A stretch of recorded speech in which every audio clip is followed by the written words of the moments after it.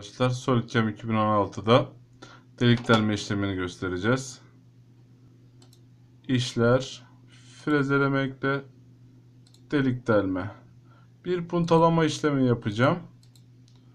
Onun için deleceğim delikleri. Tıklıyorum ve ardından okeyliyorum. Takım olarak da burada daha önceden tanımladığım punta matkabımı seçiyorum. Seviye olarak da işin üst düzlemini tanımlıyorum. Buraya da 4 mm ifade eden 4'ü yazdığım zaman 4 mm derinliğe iniyoruz. Buradan da işleme stratejimizi seçiyoruz. Ve ardından kaydet hesapla çıkış dediğimiz zaman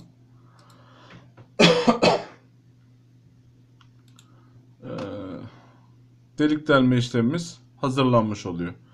Buradan da simülasyonunu da görmek istersek eğer 3D simülasyon görmek istiyorum ben.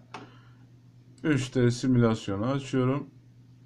Bütün deliklerimi puntalamış oluyorum.